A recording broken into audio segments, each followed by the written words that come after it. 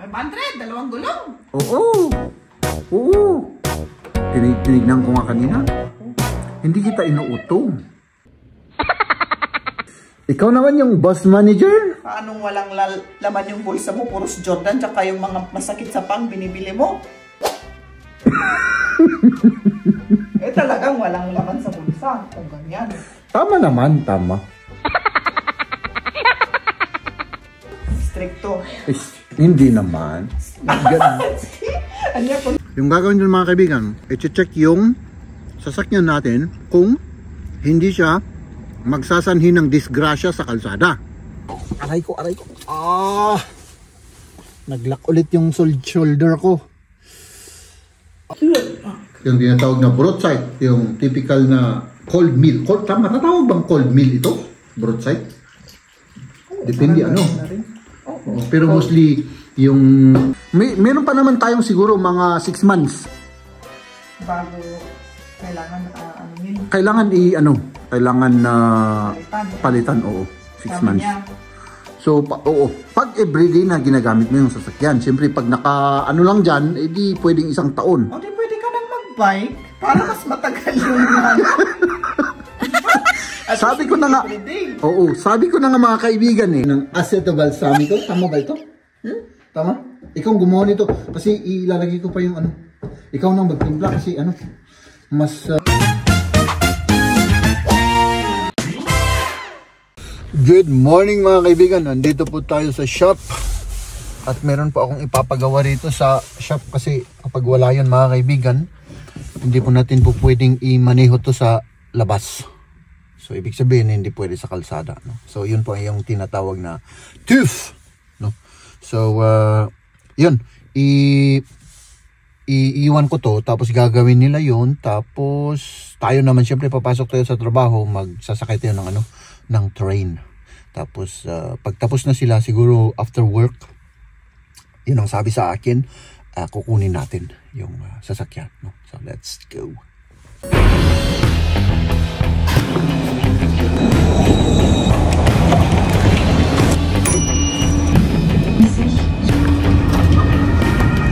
Iniwan na tayo nito mga kaibigan. Kailangan maghintay ulit tayo. Magtra-transfer kasi tayo mga kaibigan. Maghintay tayo ng 3 minutes. Ito na yung train natin mga kaibigan.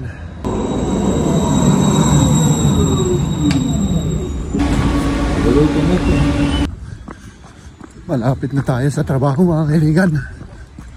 So magtrabaho muna tayo, no? Tapos kukunin natin mamaya yung sasakyan. Kain tayo mga kaibigan. Dito ako sa isang abandonadong warehouse malapit sa trabaho. Kumuha ko ng ito yung Iran yogurt drink. So yogurt po yan, at siyempre yung isang paborito ko, yung dinner sandwich, no? So ayan, kain tayo mga kaibigan. Maganda kasi yung yung panahon, kaya nandito ako at dito tayo kakain sa labas, So yun, anong ginawa nila rito? Meron tayong sandwich. Laki. Ang laki nito mga kaibigan. Pakain muna tayo.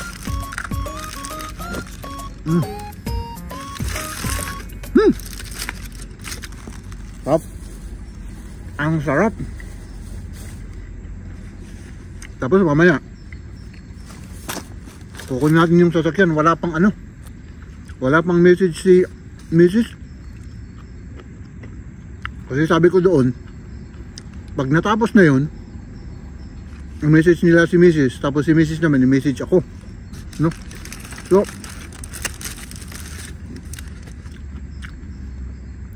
yung gagawin dun mga kaibigan, i-check yung sasakyan natin kung hindi siya magsasanhi ng disgrasya sa kalsada. So lahat ng mga dapat i-check doon, mga preno halimbawa ganoon, i-check nila. Tapos ang isa pang i-check nila doon, yung kung gaano karumi yung tambotso, kumbaga ganun ba, kung gaano karumi yung ililalabas niyang yung nakaka-pollute sa ating environment.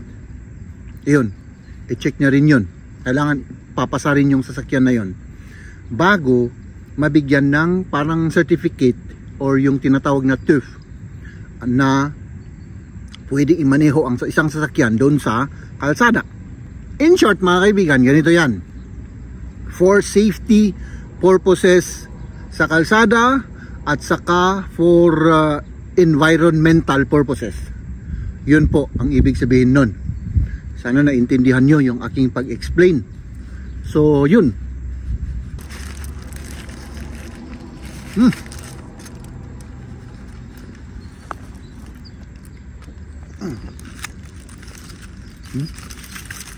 Maghintay tayo ulit ng 5 minutes.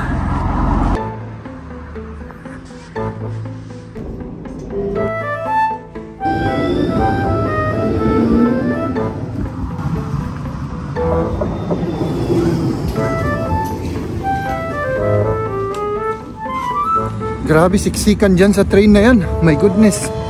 So nandito na po tayo. Dyan tayo pupunta. Kukunin natin yung sasakyan at syempre magbabayad tayo.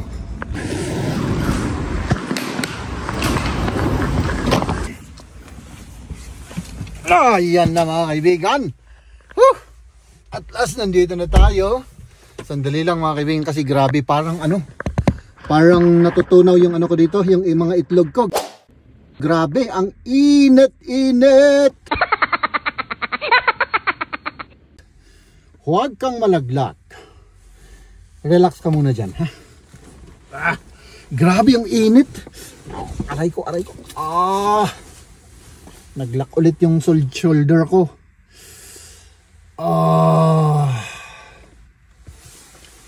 Ang ina. So, grabe yung init mga kaibigan. Ay, nako. So, ayan. Let's go to work mga kaibigan. Bumalik tayo sa trabaho. Pero may isang problema na naman ako dito. I-explain ko na lang kay Mrs. No? Kasi, yung natin mga kaibigan, yung dalawang goma natin ay medyo pudpud na, kaya dapat nating palitan. Let's go! Umuwi na tayo mga kaibigan. Work is done. At dali lang cambio tayo. At yun nga po. Grabe yung panahon, biglang uminit. Ewan ko ba kung normal ito, no? Ngayon ay I think ba't walang nag-anong temperature? Siguro 16-17 degrees. Kaninang umaga, grabe ang lamig. Pero mas maayos na to kasi yung napakalamig na naman mga kaibigan. Pero biglaan kasi, no? Parang hindi maganda sa pakiramdam pagka ganun. Dito na lang tayo kasi parang walang daan dyan. So ayan mga kaibigan, let's go home. Ay apaw. Ay, work is done. Kaya umuwi tayo mga kaibigan at magpahinga tayo. Iniisip ko pa kung kakain ako o hindi, no? Sina Mrs. naman nasa playground sila. May kalaro si Liam, yung kanyang best friend na si Patrick, no? So ayan, tignan natin kung anong gagawin natin, kung kakain tayo o hindi, no? I don't know. So siguro oo, siguro hindi, sigurado na. Ay nako Jeb, ay ang gulo-gulo mo pagdating sa pagkain. Kasi mga kaibigan, no, gusto kong mag-diet pero ayaw kong mag-diet. So magulo ako, hindi ako makakapag-desisyon sa ngayon mga kaibigan, no? Kaya kakain lang muna ako, no? Walang munang diet. Ay apo, diet ang nagadong amom nga. Yun ang sasabihin ni Mrs. pag nandito yun. Dami mong alam, sabi niya sa akin. Huh! Ayan si Maria, mga kaibigan. Nagbibilag ng sinampay. Kararating lang, pero may sampay pa ako. Kaya magsampay muna bago kakain. Magre-report ako sa'yo. I-report. Yung lakad ko kanina. Aso. Gastos na naman. Ay kailangan na talagang ano bang tawag nila dun sa Tagalog, yung tapain mo yung bulsa mo ng medyo malalim-lalim. Bulsa ko? May bulsa ka rin naman. May bulsa ako pero walang laman ang problema. Ako rin, walang laman. Ikaw naman yung boss manager. Paano walang laman yung bulsa mo? Puros Jordan tsaka yung mga masakit sa pang binibili mo. Talagang walang laman sa bulsa. Ganyan. Tama naman, tama. Diba? Oo. Siyempre, ubos na kasi yung inipon ko. Talagang pinag-ipunan ko naman yun ng 4 na taon. Tapos ngayon, wala ka nang ibabayad sa sasakyan mo. Ikaw naman ang bus manager kung pagdating sa sasakyan. Gusto mong marinig yung report ko? Hindi na. Bakit? Galit ka na. Galit na ako. Ba't ka galit? Ha? Hindi ako. Hindi galit. Hindi galit si Maria, ha? Ganun lang maglambing sa akin yan. No? Stricto. Hindi naman. Ano sige, ano yung report mo? Yung sinasabi? Yung report ko ay yun, gastos nga naman. Gastos? Oo. Kailangan natin ng 2 goma. Pilid. Yung 2 pilid. Oo. Ano nang gagawin nun? Ay, siyempre, pag-iipunan natin ulit. Ano? Pag-iipunan, magkano ba? Yung lahat-lahat na, yung 2, 500. 500? 2 gulong? Oo! Para ka naman. O gano'n naman talaga? Anong klaseng sasakyan yan? Oo nga. Meron silang anggibot na binigay kanina. Pakita ko mamaya. Oo. Sabi naman yan. Yung 2 gulong, 500. Anong gusto nila? Pera? Ay, siyempre alangan. Siyempre alangan namang libre. Diba? Oo. Hindi naman yung libre, pero sobra naman. Oo, ganun talaga yun. Ganun talaga mahal yung ano na yun. Oo. Tinignan ko nga kanina. Hindi kita inuuto. So, paano na yan? Boss manager, wala pa akong sagot na narinig. Sasagot ko. Ay, siyempre, alangan, ikaw naman ang boss manager. O, ano? Diba sabi mo, pag-iipunan? Hindi, yan ang answer. Yun ang answer. So, pag-iipunan ko muna. Meron pa naman tayong siguro mga 6 months. Bago, kailangan, Kailangan na palitan, oo. 6 months. Niya, So, oo. Pag everyday na ginagamit mo yung sasakyan, siyempre pag lang dyan, edi pwedeng 1 taon. o di pwede ka nang mag-bike para mas matagal yung Sabi ko na nga, sabi ko na nga mga kaibigan ganun talagang sagot na isasagot niya. Nasa isip ko yun. Di mag-bike ako. Basta pag-ipunan lang natin muna, no?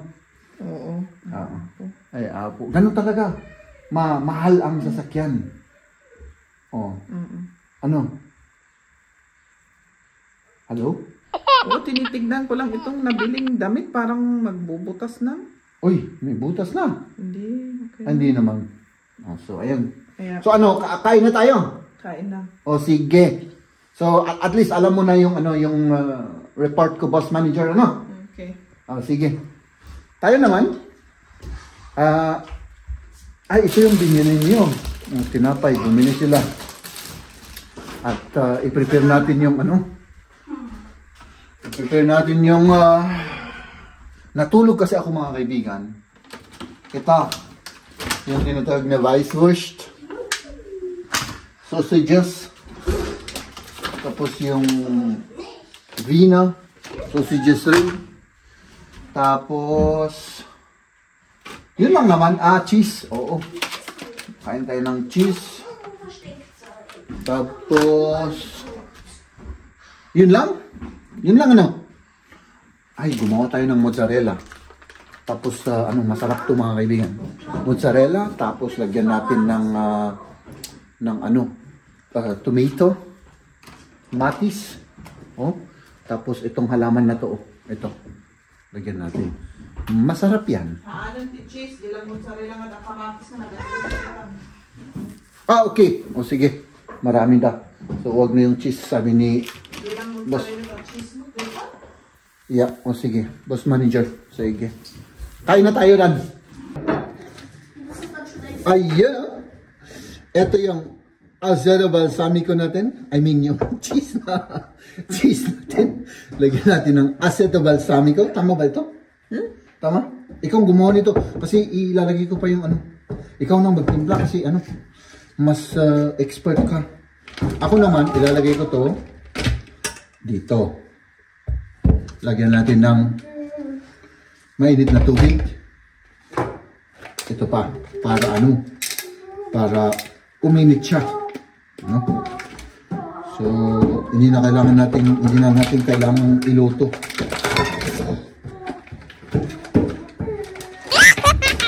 Yan. Ito yung Weisswurst na tinatawag. White sausage. Yan. Tapos ito naman yung Wienerwurst.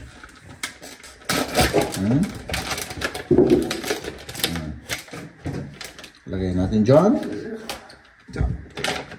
Yun lang. Tapos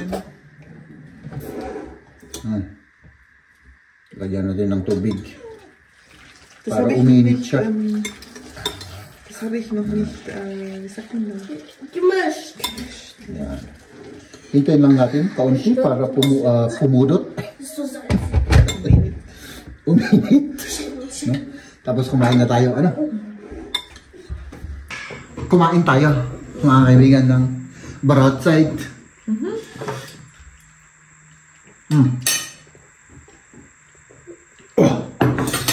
Tubig pala. Hindi masyadong marami yung kakainin natin.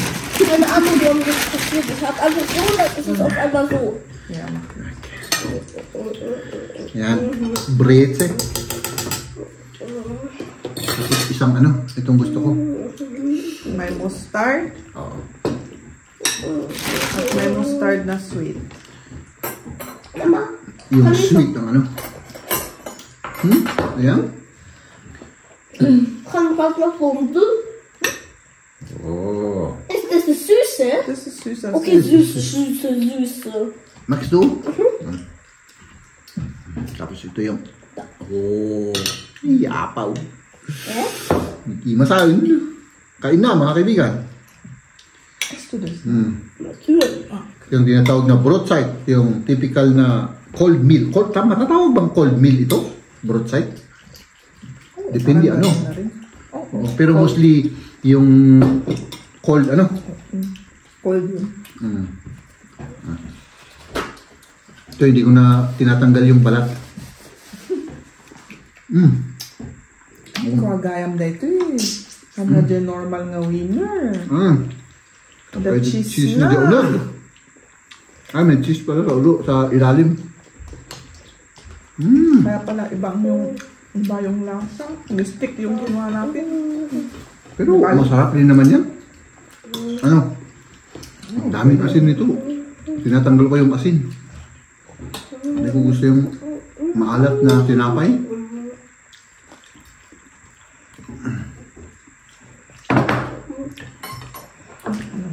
Butter?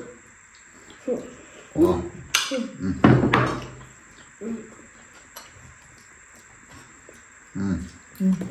Diba?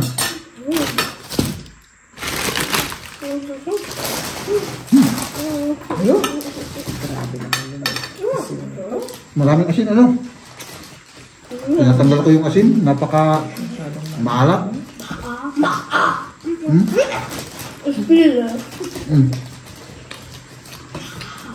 Natikman mo yung ito? Yung cheese? Natikman ko. Yung mozzarella. Mozzarella cheese. Masarap ako.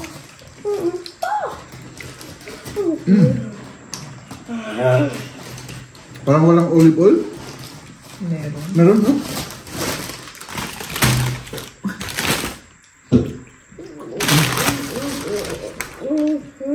Masarap yun to. Masarap yung kamatis. Matamis. Ladies and gentlemen.